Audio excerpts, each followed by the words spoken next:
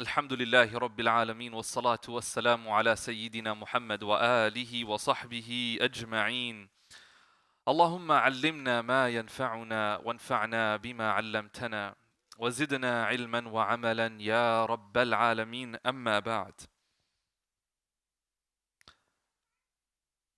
Welcome to our weekly session of studying the names of Allah subhanahu wa ta'ala.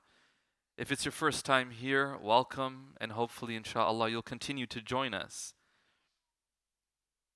And if it's your second, third, or you've been coming, alhamdulillah, since the beginning, I hope you'll, inshallah, continue to join us.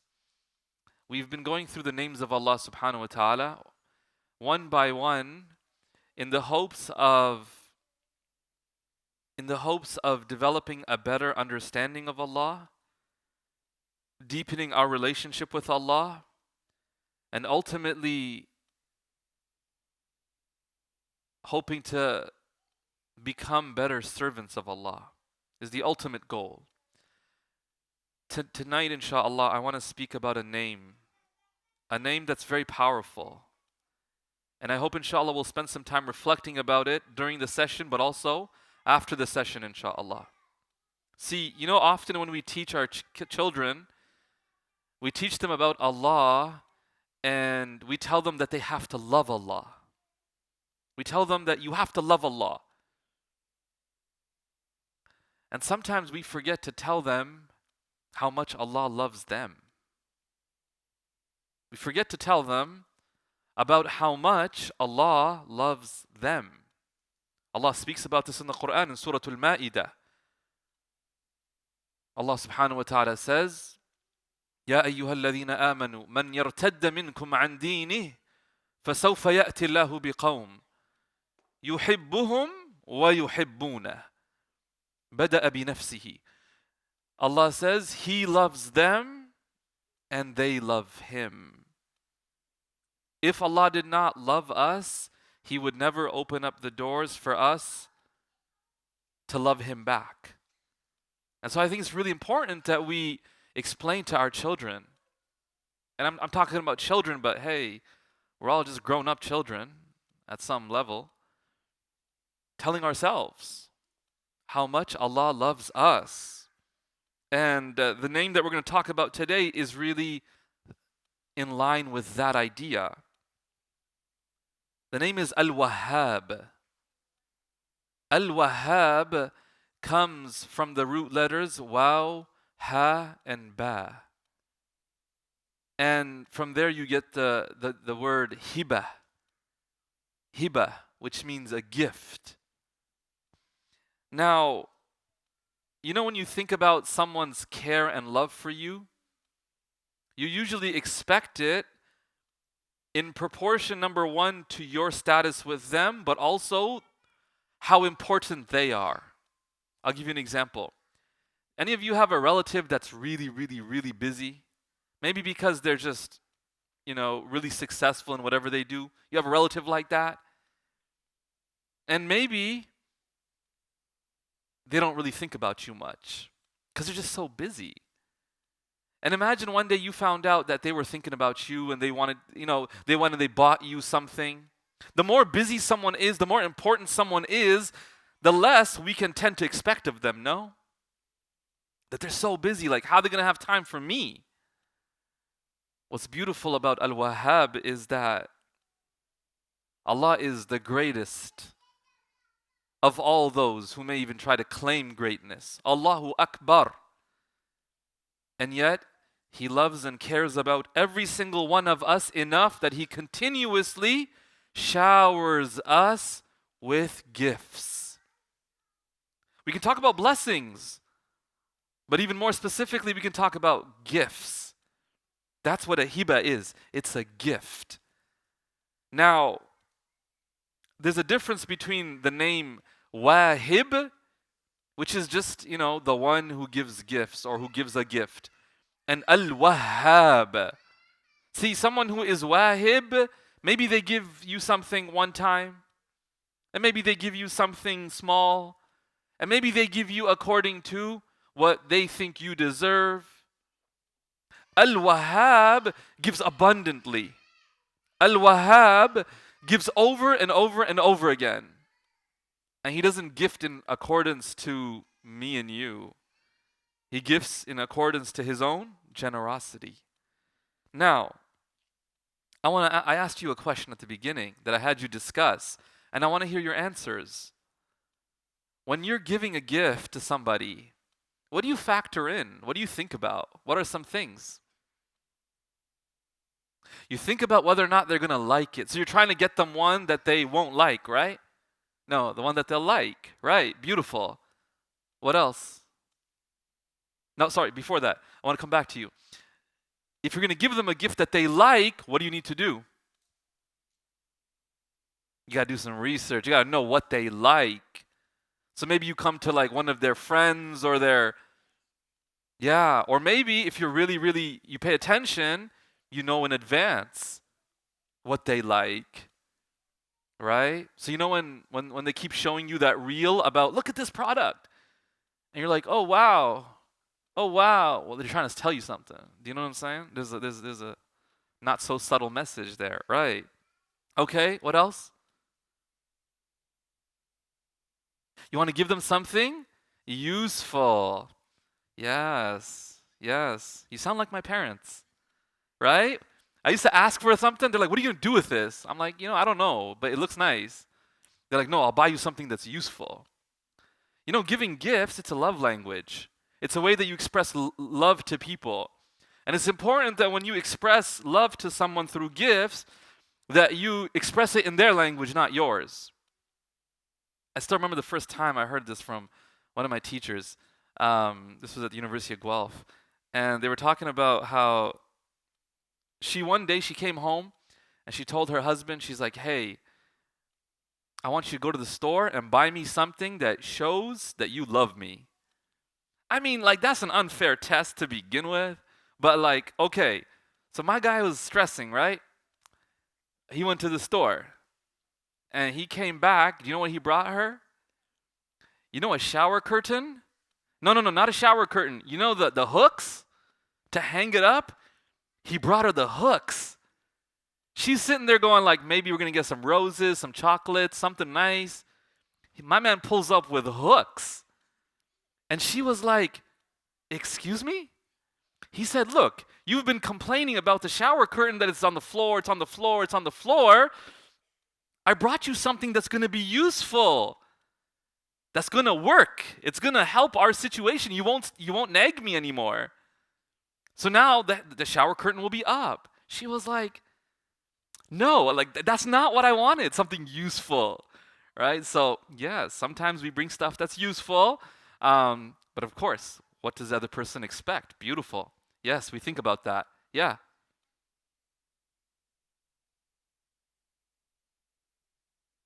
Something that will last long. Subhanallah. Tell me the secret. What's something that will last long with kids? As a parent, let me know. Like, give me the secret info here, because I'm trying to buy stuff for my kids that will last. It never lasts, right? You buy it. I mean, how many parents have said this? Where are the parents here? Show of hands if you've ever said this. You said, we're going to buy it from Dollarama because it's going to break anyways. How many of y'all have done that? Yeah, we do it, right? They're going to break it anyways. Let them break the cheap thing. Not like the ones from Toys R Us where it's mad expensive and then we lose all our money. Right. So something that will last. Beautiful. Right. What else? Yeah. Something that is valuable. Okay. So they'll remember us through it. Beautiful. Yeah. Yeah. You think about the right time. You know what's really interesting, guys? You need to explain something to me. Nobody mentioned budget. Y'all we don't look at the budget? MashaAllah, like may Allah bless you and increase you and keep you. I won't lie to you, man. I look at the budget. I'm like, how much can I afford here in the gift giving? MashaAllah, let me know the secrets, guys. You know what it is. What else? Yeah, one more.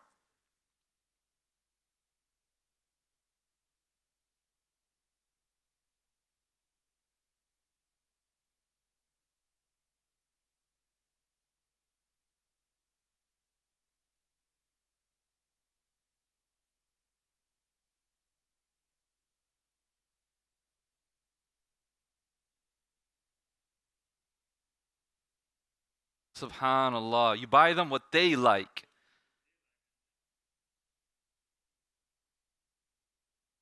Subhanallah. So like when they love the Toronto Maple Leafs, you went and bought a jersey with his name on it.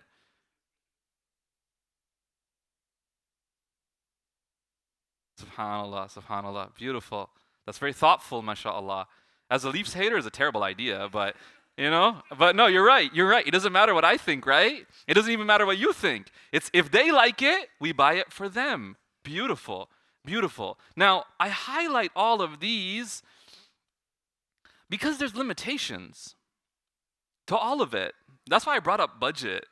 Nobody, mashallah, brought up the budget. That's a limitation. Let's say I really care about you so much that, you know what, I'd be willing to buy you a house. I'm like, well, I gotta first sort out my own house before I just gift you a house. There's a limitation to what I can offer you. And maybe I don't actually know what you like. Maybe what you like, what you told me last time, since that time you've moved on and you like something else. I'm talking like a parent, true parent. Like your kid tells you they like something, you better double check after about a month because it changes.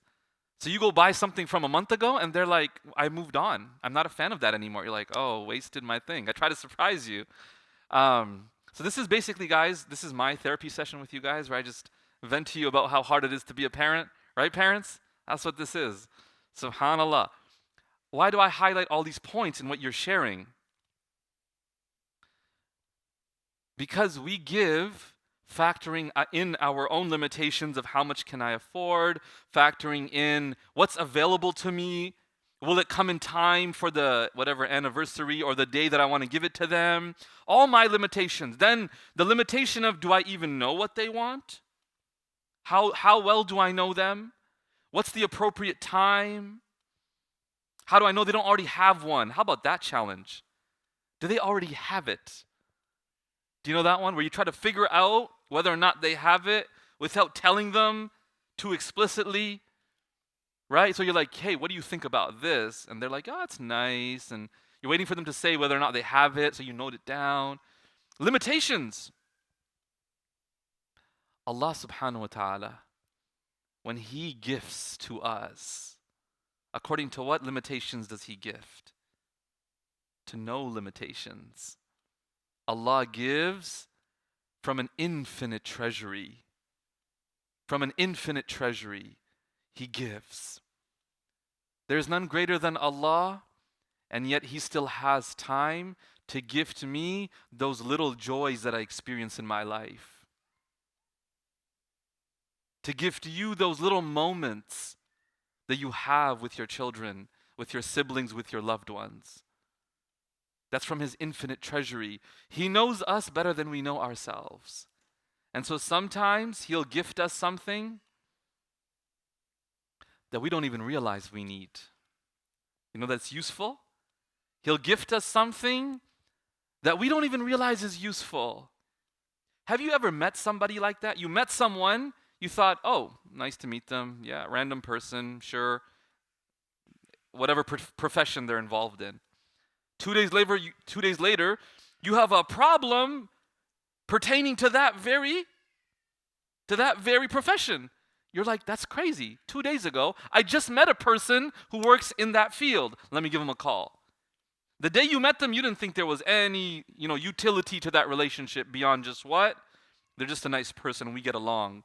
And now, subhanAllah, in your moment of need, you're so grateful that you met them. Allah sometimes brings people into our lives. He gifts us things that we, in our ignorance, don't even realize that we need it in the moment. That is Al-Wahhab, the one who gifts, knowing that what is being gifted is a need more than the one to whom it is gifted. Now, there's a difference. We talked about a name last week, Ar-Razzaq. Ar-Razzaq is the one who provides rizq. This week we're talking about Al-Wahhab, the one who gifts. What's the difference? In both, Allah is giving, no? So what's really the difference here? The difference is that Ar-Razzaq is the one who gives, and the human being has to strive to earn it. You earn your provisions. Last week we talked a lot about this idea of, the birds leave their homes to go attain and acquire provisions. Human beings have to go out and acquire. Gifts are not given based on effort. They're given solely based on the generosity of Allah subhanahu wa ta'ala. Solely based on His generosity. Some scholars, they say the human being can't really gift anything. And they explain this from multiple angles. One angle, they say, is that you can't actually give any real gifts because you don't own anything. You don't actually own anything. Allah says in the Quran in Surah Al-Hadid, Aminu billahi wa rasulih. Bring iman upon Allah and His Messenger. وَأَنْفِقُوا مِمَّا جَعَلَكُمْ مُسْتَخْلَفِينَ فِيهِ. And spend from that which Allah has entrusted you with. Meaning what? When I say, here's a gift for you, that's just Allah entrusting me with something, which is Allah's, but I take all the credit for it. I take all the credit for it. And then I expect a thank you as well. Right? I try to give gifts. That's one angle. They say you can't really gift something if it's not yours. Imagine I told you, hold this, and then you turn to the person beside you, it's a gift for you. It's like, you can't do that. It's not yours to begin with. That's how we are in the dunya. Whatever we have, it's not really ours. Allah gifted it to us, so when we pass it on, we're just passing it on. The second angle they approach is this. A gift is that which is given with no desire for recompense and reward. I give it to you, not because you paid me, right? Not because you paid me, not because you did something for me necessarily. Like just one day I thought about you, I said, you know what? I really want to get them something. And I bought that, and I gave it to you. The scholars say technically still it's not a gift. Why? A gift is that in which there's no recompense. Can you give a gift with no recompense? With nothing, no self-benefit? Put differently, this question is altruism possible for the human being? Do you understand the question? Is it possible to give a gift where you expect nothing back or nothing that will benefit you? And you might say, yeah, I'll give it and I won't care about it. But what about the self-satisfaction? You know that good feeling you have after you give? You got something from it. You earn something of benefit to you by giving. At some level, the human being will always gain some benefit. As a result, some scholars mention there's no true gift giving on the part of the human being. The only true gift giver is Allah. It's Allah. And so that humbles us, that when I give a gift, I ought not to be arrogant, I'm so generous, I'm giving gifts to everybody. No, really, you're benefiting from it too. You feel generous. Look at that, the idea, the self-concept that you think of yourself as generous, that's also a benefit that you acquire by giving gifts. There's always some benefit that you acquire. Now, one of the issues with gifts is if you give it to someone who's entitled, then it is not appreciated. Right? Do you see why entitlement is such an issue in life? Obviously, with human beings, just think about it. Imagine you bought a gift for somebody, and you gave it to them, and they took it, and they were like, okay. That's the last gift you're ever buying that person. No? You say, you know what? You take it back, you're like, thank God I have the receipt, right? You're just like, we're done. How could you not even look at it? That's what entitlement does. Why would someone be that way? What are some reasons someone could be so entitled? We're not looking for the origins or the roots, but like in the moment, what's going through that person's head? Yeah. Okay, they might have the same thing. Okay. So they feel like, well, I don't need this. Right. Okay. Okay, this is not good enough for me. It's not good enough for me. Many of us when we were younger, we made that mistake, right? Our parents bought us something, and maybe they worked really hard, saved up, and we were like, this? We were like, but Abdullah got that. And we're like mad upset, and our parents are like, what? We thought we deserved better. Right, absolutely, yeah. Yeah, maybe we hold a grudge, or we just failed to realize how much effort and thought they put into it. That's why we say it's the thought that counts. And if the person thought about me enough that they went out of their way to grab something and give it to me, I should appreciate that. I should see the person behind it. Maybe that's why, guys, maybe that's why we fail to really appreciate Allah. Because we're not appreciating the gifts we have in front of us. And so we complain because we're entitled, right? What's this? What kind of life is this? But so-and-so has such a life over there. So-and-so's living like that. And we're so ungrateful. And we fail to realize how much Allah loves us, not because He does not love us or show His love for us, but because we are so entitled. We're not seeing Allah's generosity behind this. No matter how much I've disobeyed Allah, He continues to surround me with people that respect me and love me. Do you understand? You know, like when we find out somebody disrespects us or doesn't care about us, aren't we one of the first people to cut that person off? Like, yeah, we're good. Allah sees how much we disrespect. He's Al-Alim. He sees when He gives us a blessing in our life and we don't value that blessing. And He says, okay, I'll continue to give. I'll continue to give. SubhanAllah. He continues to give. So we have to be really careful with entitlement, not just because with human beings, you know how with human beings you might lose that relationship? If you're not grateful to them, if you don't appreciate them or what they do for you. With Allah, it's even worse. It's even more dangerous. If you're entitled with Allah, you'll fail to even recognize His love for you. And then you might not be motivated to worship Him and serve Him. And when He asks you to get up for Fajr, it's like, oh, that's all? Oh, 2 rak'ah?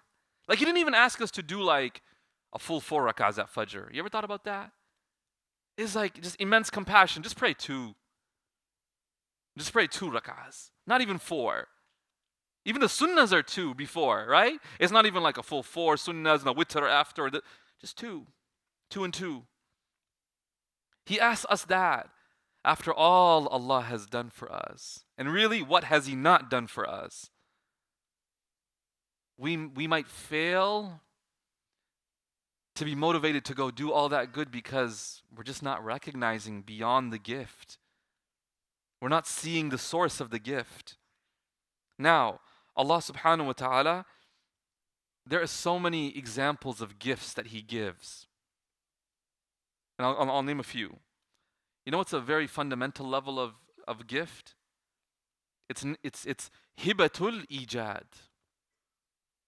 The gift of bringing us into existence. Can I say something a little challenging here? I hope you can take this. You know, sometimes we have thoughts about, you know what? Maybe it would be better if we weren't alive. You ever have that dark thought? Sometimes people have that. In a moment, they're like, you know what? Maybe I'd be better off not being here.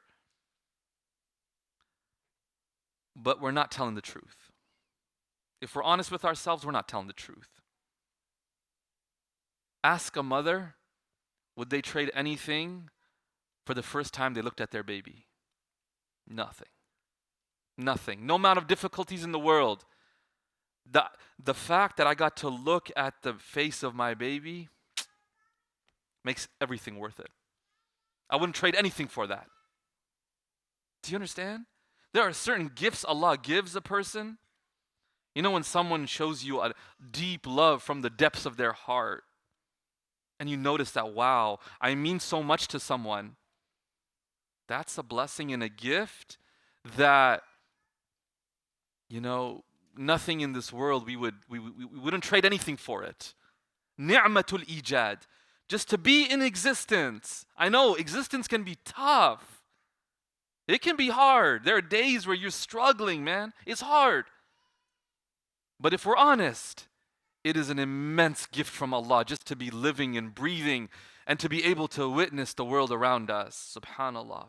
With all of its calamities and darkness. Yeah. That's something that happens, right? It's sometimes we see so much darkness around us, we forget that there's still beauty. And sometimes in the state of the world is as it is, you have to search for the beauty. Yeah, you have to search. You have to look for those people who are a source of joy. You have to look for those, those sunsets, the sunrises. When you climb to like the top of a volcano, I don't know, but I know people here who've done it, right? MashaAllah. And they live to tell the story. MashaAllah. What does the sunset look like from up there? What does the sunrise look like from up there? Let's not talk about the hike, right? Let's not talk about that. What do you think the sunset looks like from up there? Subhanallah. I mean, this is beauty in the world. If we can make an effort to see it. And then, ni'matul imdad, hibatul imdad, the way Allah continues to provide for us. Right? I mean, He provides for us beautiful things, different types of food, different types of people, different opportunities. And some people still choose to drink matcha. Like Allah gives so many options. I'm just joking. I am just joking, guys. I had to slip it in. You know what I'm saying, guys? Because in case you didn't know, I'm under contract from Team Matcha Hate, right? So that is kind of my sponsor. If you need a promo code, let me know. And I'm joking. What's another great blessing? Allah subhanahu wa ta'ala in the Quran, He speaks about, in Surah Ali Imran, He speaks about Rabbana. He mentions a dua that we should all make. رَبَّنَا لَا تُزِغْ قُلُوبَنَا بَعْدَ إِذْ هَدَيْتَنَا. Oh Allah, do not allow our hearts to go astray after you've guided us. After you've guided us. And that's incredible. A person can be on the straight path, but sometimes the alignment, it turns. And then the person starts to go in the wrong way. That's zayg. We're saying, Ya Allah, don't allow my heart to go astray, to swerve, to turn away after you've put it on the straight path. And then we ask for a gift. We say, وَهَبْ لَنَا مِن لَدُنْكَ رَحْمَةً. Oh Allah, gift us mercy from your side. What do we understand? To be guided to Allah and to the straight path is a gift. It's a mercy from Allah. إِنَّكَ أَنْتَ الْوَهَّابِ. Allah says, you alone, there's ta'keed here, there's emphasis. You alone, إِنَّكَ أَنْتَ الْوَهَّابِ. You alone are the one who truly, repeatedly bestows gifts. The blessing of knowing Allah. If you didn't know Allah, what would your life look like? What would your life look like? You'd wake up and what would you do? You'd have no idea. Or you might just do what everybody else does. And then what? And you do that for how long? Years and decades. And then what? And then you die. And what was the point of living? If the whole time you had no idea why you were even going through the motions. As believers, when we start to really undervalue guidance, sometimes we have those moments in our lives where Allah causes us to drift away. And then what happens? Then we realize, oh my God, man, without Allah, without hidayah, without guidance, I don't know what my life looks like. I can't tell day from night. Like I don't have any systems. I'm just sleeping whenever I want. I go to work, come back. I ask myself, why am I doing this? But subhanallah, when a person knows Allah and they've anchored their life in that relationship with Allah and they've found the path, no matter how difficult the path gets, it's always worth it. If you have a why, as Nietzsche said, if you have a why, you will bear any how. No matter what happens, no matter what the circumstance, if you have a reason to move through it, and that's truly what it means to process something, is to give it perspective and meaning. And how do you process life? How do you do that? Think about it. How do you process life? How do you make sense of it? When right now we have a crisis of meaning. We really do. People don't know why they wake up and for what. Right? So we really have, I'll share with you a quote here that I think really highlights this point about the need for meaning. A writer, he writes, "Today we have a crisis of meaning in our societies. Even the most time-honored methods for finding meaning in life are beginning to feel broken. For many, ironic detachment has become the last remaining defense against the overwhelming bleakness of modern life." What's he saying here? He's saying, you know, when life loses meaning, do you know what we do? We detach.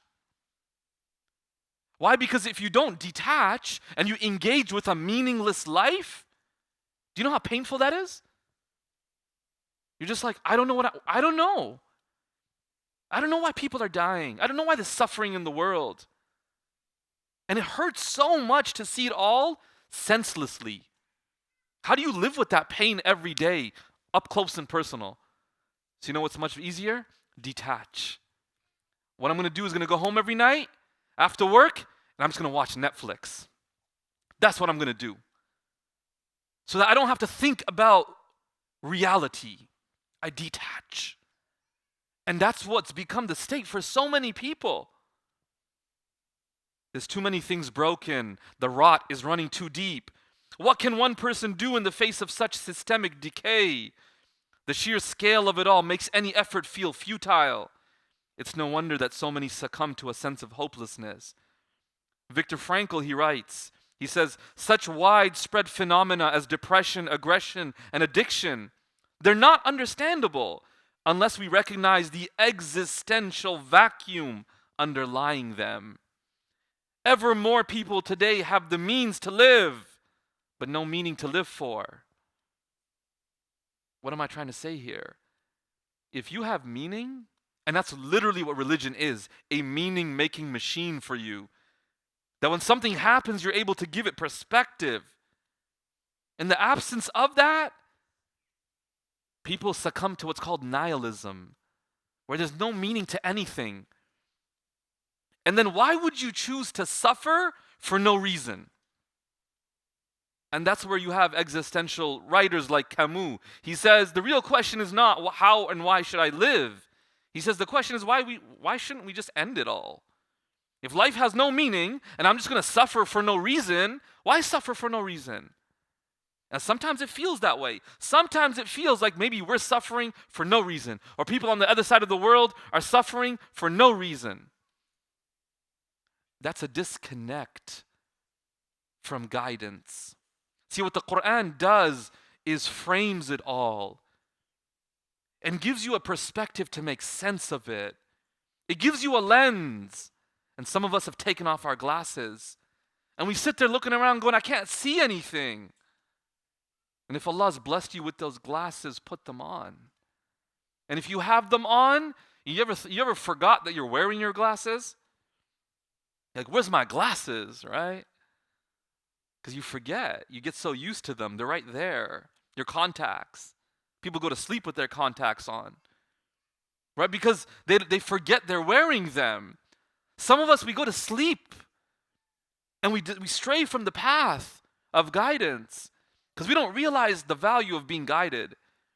And all it takes is a week, 2 weeks, a month, 2 months of misguidance to feel the emptiness and the decay within, and then to realize that, man, something's missing. Something's missing. Y'all know what I'm talking about? At some level, we will all know it too well. How many of us, before sinning, what do we think? It'll feel good. And you know that emptiness you feel after you sin? Where you go, why? Why did I do that? It's just so painful to face The reality that we were on the straight path and we chose to veer from it. The blessing of Iman, of Hidayah. What a blessing that we have. Now, another blessing we have, and this is a tough one because sometimes we forget. The blessing of your children. One of the most frequently mentioned verbs or things that come with the verb gifting in the Quran is children. وَهَبْ لَنَا رَبَّنَا هَبْ لَنَا مِن لَدُنْكَ ذُرِّيَّةً طَيِّبَةً. هَبْ لَنَا, repeatedly, oh Allah, gift me children, gift me children, gift me children. And I know as a parent, it's hard sometimes to remember that. Gifts, they are gifts. You know, when a child is born, there's a dua that you make for the parent. What do you say? بارك الله لك في الموهوب لك وشكرت الواهب ورزقت بره. Right? May Allah bless you in this gift that you've just been given. And may you thank the gift giver. May you thank the gift giver. Do you understand? Children are a blessing. Over and over again, Allah subhanahu wa ta'ala in the Quran refers to children as a gift. Even our spouses are gifts. How much would that change the dynamics of our relationships? If we came home every day and said, what? I have a gift. I have a gift at home that I'm going to get to be with. رَبَّنَا هَبْ لَنَا مِنْ أَزْوَاجِنَا وَذُرِّيَّاتِنَا قُرَّةَ أَعْيُنٍ. Oh Allah, bless and gift me with the coolness of my eyes in my children and in my spouse. Subhanallah. And so, I mean, we could go on. We could go on and list the different gifts that Allah has given us. Because we're not entitled to anything, so everything is technically a gift. We're not entitled to anything, so technically everything is a gift. Now, how do we live with these names? Number one, what's very obvious, is look for opportunities to be grateful. Look for opportunities. You know, one form of gratitude is worship. In Bukhari and Muslim, there's a hadith from Aisha radiyallahu anha, also narrated from Al-Mughira ibn Shu'bah. He says that the Prophet sallallahu alaihi wasallam on one night, in the narration, it says the Prophet sallallahu alaihi wasallam, he prayed until his feet were swollen. How long do you have to stand for your feet to be swollen? You ever thought about that? And not me and you. You know, you and I, when we go for Umrah, your feet hurt when you do tawaf. How many of y'all experienced that? Because the tiles, right? You're just walking on tiles. Because a lot of us at home, we don't walk around bare feet, or maybe we're in socks, or maybe we're wearing slippers. To go from that to walking on tiles, it's tough. And so people's feet hurt. We're not talking about me and you, where our feet will swell easily. We're talking about one of the strongest of men who lived in a desert area, rugged. But when he would pray, sometimes he would pray till his feet would be swollen. Why would he do that? And so that's exactly what someone asked him. That why do you stress yourself out when you're sinless? You don't even have sins that need to be forgiven. What did he say? He said, أَفَلَا أَكُونُ عَبْدًا شَكُورًا. Should I not be a grateful servant of Allah? Should I not show my gratitude to Allah for what He's given me, for how He's blessed me? Look, guys. We're not being asked to stand that long. We're being asked to just hold on to the 5 prayers. Can we do that? The 5 prayers. Like that's what it is. Why? Now sometimes people say it's so easy to come to prayer when I have a need. Yes. What happens when you don't have a perceived need? أَفَلَا أَكُونُ عَبْدًا شَكُورًا. Should I not be grateful just for all the gifts in my life? for the ability to go from point A to point B safely. And you might say, well, Sheikh, I'm actually a pretty good driver. That's why I got it. Yeah, you're a great driver, but everybody else on the road might not be. But subhanAllah, you were not on the path, on the road, where maybe that crazy driver was. And mashallah, you were saved. And you couldn't even control that. You ever thought about that? It's like when you're driving, every single person has to be like locked in. Because all it takes is one person to be like looking at their phone too long, boom. And then the person behind them, boom. I'm not trying to like scare you or anything like, oh man, I'm about to drive home and all panicking. No, but like you understand what I'm saying here. That's a blessing. Should I not be grateful? The ability to drive safely to the masjid? Just get here safely? Alhamdulillah. You know, one of my teachers, subhanAllah, incredible man. He was driving and he had his family with him, his wife and I think 3-4 kids. And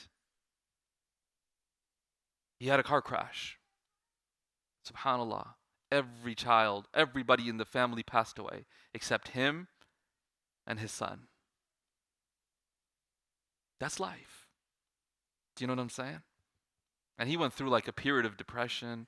SubhanAllah. Like what guarantee does anybody have?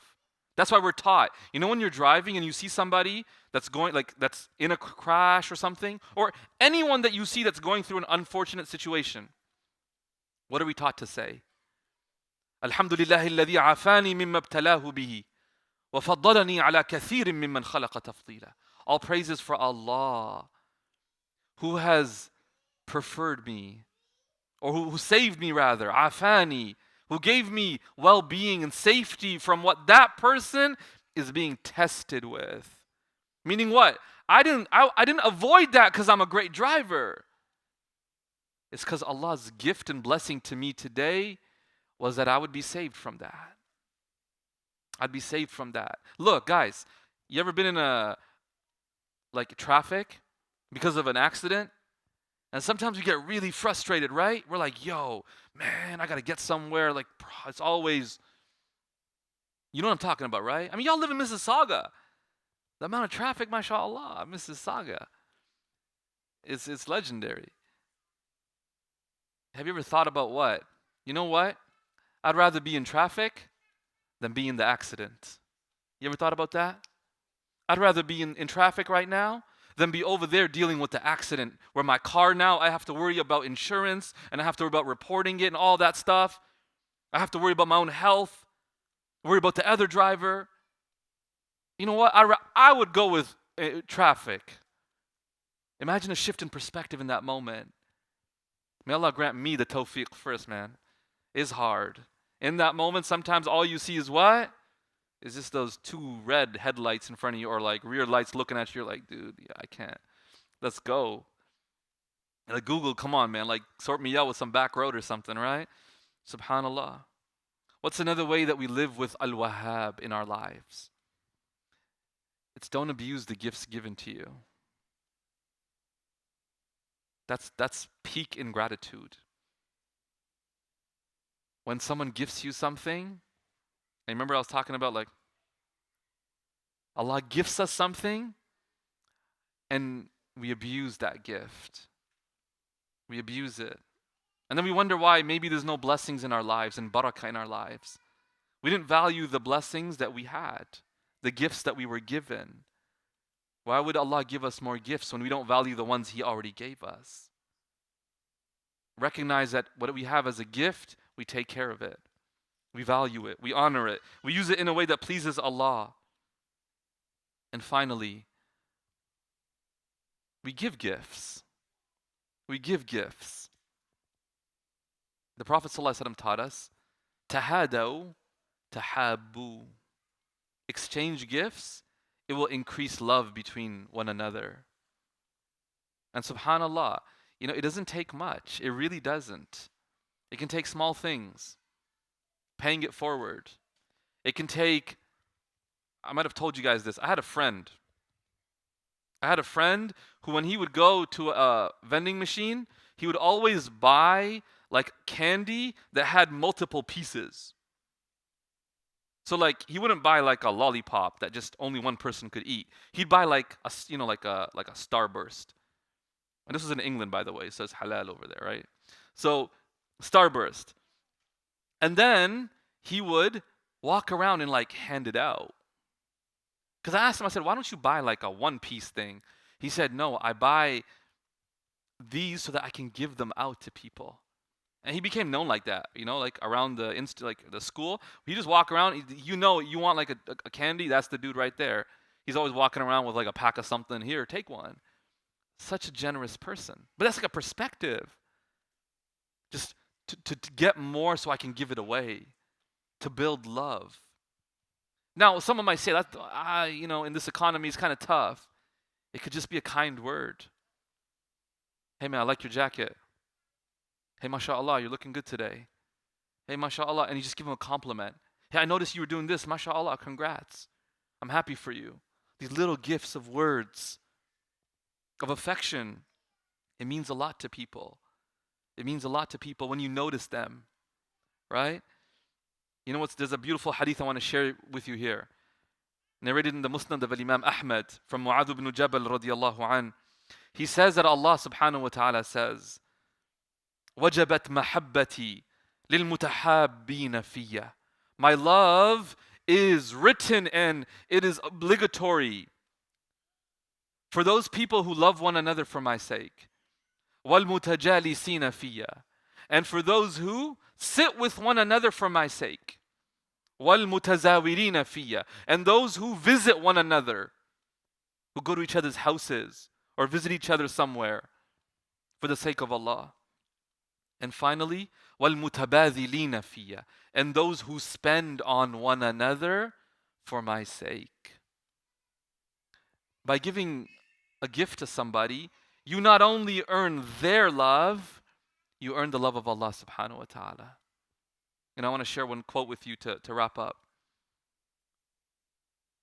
Every one of us has been given a lot in our lives. And in that sense, we're gifted. You ever heard that expression? This person's gifted. Meaning they've been given something from Allah that's unique to them. Like they didn't really have to earn it. If we look at our lives and what we have, every one of us is gifted. But remember something. Being gifted doesn't simply mean that you've been given something. It also means that you have something to give. It also means you have something to give. I hope you look deep in your soul, and I hope you look in the mirror and you recognize you have something to offer the world. I genuinely believe that. You have something to offer. Allah has blessed you and gifted you with certain things. And sometimes it's just your presence. You may not have a unique talent, but maybe your spirit and your presence could mean so much to somebody. And that's the gift that you have to offer. Maybe it's an idea you've had. Maybe it's a passion Allah's given you for something. Don't let that go to waste. Recognize that if you've been gifted, you have something to give. And if you don't see yourself as having anything to give, it probably means you just haven't looked hard enough at what you've been given. May Allah subhanahu wa ta'ala grant us tawfiq to realize how blessed we are, how much we've been gifted. May He grant us the tawfiq to be people who also give so that we may receive, because it's in giving that we receive. May Allah grant us that realization. May He connect us with Al-Wahhab. Ameen ya Rabbil Alameen. Wa sallallahu wa sallam wa barak ala Sayyidina Muhammad wa alihi wa sahbihi ajma'een. Walhamdulillahi Rabbil Alameen.